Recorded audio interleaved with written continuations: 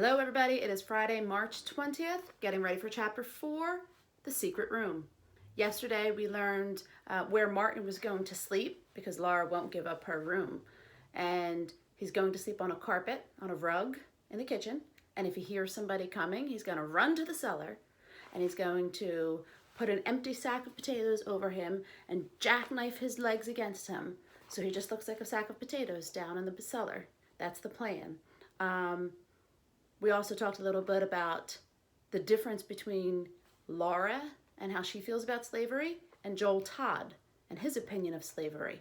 They talked about that book, Uncle Tom's Cabin, written by Harriet Beecher Stowe, in which Joel Todd believes it to be a true account of what it's like to be a slave. Laura feels that it's all lies. So I'm going to start this off with my first question. Tell me, what is the difference between how Laura feels about slavery and how Joel feels about slavery, and give me at least one example from the text to support it. Up for the challenge, bonus points. It's a close race right now. Let's see who can get it. All right, here we go. Page 29, The Secret Room. Let's find out what happens next, because where we left off, somebody was following Joel Todd. And before I move on, hastily, a few of you got it, means in a hurried way. That's how Laura ran down the steps. And 2, when Laura says that she felt miles apart from Joel, it was not literal. It was figurative, meaning she feels like they don't even know each other anymore. Here we go. The Secret Room. Laura ran out of her room and almost collided with Bert at the top of the stairs. "Someone was hiding out by the road," she whispered. "I saw him run after Joel." So it's still the same night. "I'm not surprised," said Bert calmly. "And you don't need to whisper. No one's in this house but Martin and the two of us." Laura shook his arm. "Don't you understand? If you take the shortcut through the woods, you might be able to catch up with Joel and warn him." Bert went into his room and sat down on the edge of the bed. "Don't worry. If someone's following Joel, he knows it. He doesn't miss a thing." Bert kicked off his slippers and stretched out on his back. Laura looked down at her brother, amazed at his indifference. "You're a mighty poor friend, Bert Eastman. Joel may be fighting for his life this very instant." "I'd be a worse friend if I followed him." Bert raised one elbow and scowled at Laura. Top of page 30. "If those slave hunters saw me coming through the woods after Joel, they'd know we were up to something. Next thing, they'd come back here and tear this house apart until they found Martin." "You care more about that darky than you do about Joel. I declare, you must be touched in the head." So obviously she uses terms and words that we would not agree with. But let's remember, this is a historical fiction book. When she says he's touched in the head, it means she thinks there's something wrong with him. In the dim light, Bert's face was an unfamiliar mask with shadows where his eyes should be. "I forgot what it was like to have a big sister bossing me around," he remarked. "Can't say I enjoy it." He turned onto his side with his back to her. Laura drew in a quick breath. It didn't seem possible this was her younger brother talking so impudently. "You won't have me bossing you around much longer." To her annoyance, she heard her voice quaver. "Just as soon as I can, I'm going back where I'm wanted. Uncle Jim and Aunt Ruth begged me to stay." She whirled around and walked swiftly to her room, closing her door firmly behind her. Tears of hurt and anger filled her eyes, but she rubbed them away with her arms. She refused to cry over Bert, or Joel Todd either. Laura awakened to the sound of a tapping. Tapping again. In a half daze, she thought, "Oh, not another runaway." Then, as her senses cleared, she realized the tapping was on her own door. She sat up. Top of page 31. Pulling the bedclothes up to her chin, the door inched open and Bert poked his head through the opening. "Good morning," he said, coming into the middle of the room. For a moment he was silent, shifting from one foot to the other. Then he said awkwardly, "I'm sorry I snapped at you last night about being bossy." Laura leaned back against the headboard of the bed and replied stiffly, "That's all right." She glanced up at him, noticing with surprise how the sunlight shone on the light fuzz of his upper lip. Her little brother was gone forever. It wouldn't be long before he would be shaving, though he was only 13. Already he was broader in the shoulders and taller than she was. Suddenly, seeing him standing there, she was reminded of a time long ago when, having misbehaved at the supper table, she had been sent to her room with her meal only half finished. Bert had come up that night, bringing a smuggled cookie, and had sprawled companionably on the floor beside the rocking chair where she sat in lonely misery. "We had applesauce too," he said, "but I couldn't save any of that for you. I couldn't put that in my pocket." With her mouth full of cookies, she asked, "Is this yours?" "Yes." Question number 2. What's happening right now with the cookie?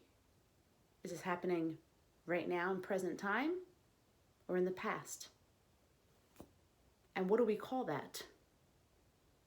Moving on. Page 32. She held out what remained. "Here, you didn't have to do that." He shook his head. "You eat it." That's the way it had been between them. She had once heard her father comment, "Bert and Laura may quarrel, but as soon as one of them's in trouble, they come together thick as thieves." Now that closeness was gone, and Bert was little more than a tall stranger. Indeed, it scarcely seemed right that he should be in her bedroom. A fragrant scent wafted through her open door. "I smell sausage," she exclaimed. "Have you had breakfast?" Bert grinned. "Not yet. We have a cook this morning. Martin used to be a kitchen boy." Laura reached for her robe at the foot of the bed. "I'll dress and be down shortly." Bert started for the door and then stopped abruptly. "I see you've been looking for the trap door," he remarked. "Did you find it?" Laura followed his gaze to the wrinkled carpet. "No, I didn't." Bert knelt and rolled back the carpet. He pointed to a section of bare floor between the bed and the doorway. "There it is." Laura joined him, buttoning her robe. "I looked there and I couldn't find it." "Of course, I had only a candle for light." She studied the floorboards. "I still don't see any trap door." Top of page 33. Crouching, Bert slid his fingers into a small crack. To Laura's amazement, he lifted out an oblong section of the floor, revealing an opening large enough to admit a man's body. Oblong. That was one of our vocabulary words from Frindle, remember? "Well, for pity's sake," she said. "Clever." Oh, that was another one of our vocabulary words from Frindle. "Clever, isn't it?" Bert looked pleased at her surprise. "We didn't want a ring or a handle that would show. Hinges would be a giveaway, too, so we got this idea. This section rests on a frame that holds it up, and nobody notices this room from downstairs because the hall closet is under it. We just lowered the ceiling in the closet." Laura peered into the hole in the coffin-like chamber below. It was only 3 or 4 feet deep. A person couldn't stand in it, and it was wide enough only for 1 or 2 people. "How long do they hide in there?" she asked. "All day, sometimes longer." "I should think they'd suffocate." "We drilled holes in the side, see?" She shuddered. "It must be dark as night when you put the cover on. I'd hate to stay in there. A person couldn't even read to pass the time away." "Of course," she added, "your fugitives can't read anyway." "Usually they can't, but Martin can." "Nonsense! Did he tell you that?" "Yes," said Bert, "and besides, he read to me from a newspaper." He replaced the trap door. Top of page 34.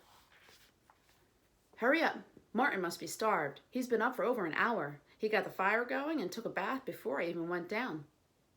"He doesn't have to wait for me," Laura said, with a return of yesterday's annoyance. She realized, too, that her head was aching. No wonder, with the little bit of sleep she had the night before. "He won't eat before we do," said Bert. "If you'd get out, I could dress," she said, her voice sharper than she intended. Martin looked like a different boy this morning, Laura found, clean and wearing a pair of Bert's outgrown pants and one of his old shirts. He was presiding at the cook stove. 3 pancakes were browning on the griddle, and on Laura's arrival, he removed crisp sausages from a pan at the rear of the stove and placed them on a platter.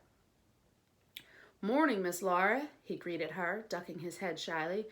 "Breakfast's ready." "Come on, you sit down with us, Martin," urged Bert.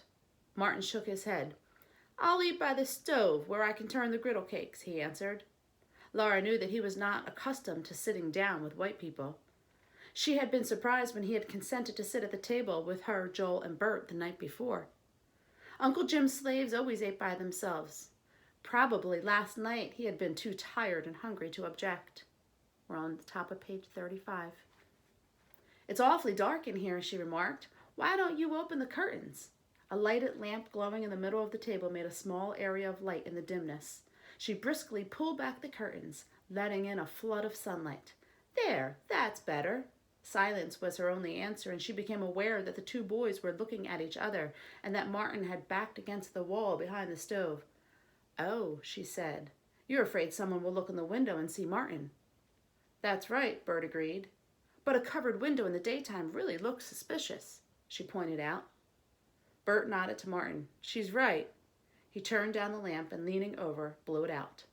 Slowly, Martin returned to the stove, but Laura noticed he kept his eyes warily on the window. Eating the delicious pancakes and sausage, with Martin hovering nearby, ready with a fresh serving, made Laura feel as if she were back in Virginia at Aunt Ruth's. She relaxed and almost forgot that danger hung all over them. With a spoon, she caught a trickle of maple syrup that was running from the spout of the pewter pitcher. Absently, she licked the spoon, savoring the sweetness. Maple syrup was so much tastier than molasses, she thought. How long it had been. Top of page 36. Since she had helped Pa at the sugaring off. That was always such fun, stirring the sap in the big kettles, early in the spring when the snow was still on the ground. But she wouldn't be here for that. Long before spring, she'd be back in Virginia. Martin, she said, I hear you know how to read. Yes, miss, my pappy taught me. I can write, too, but spelling gives me some... Laura looked up, wondering why Martin didn't dare finish what he was saying. She saw that his eyes, wide with terror, were fixed on the window. Instantly, Laura guessed what had happened. He had seen someone outside. No one was in sight now, but a sharp knock sounded at the back door. And that is the end of chapter 4. So my last question I leave you with is, who do you think is at the door? And what do you think is going to happen next? And don't cheat and look. All right. Enjoy.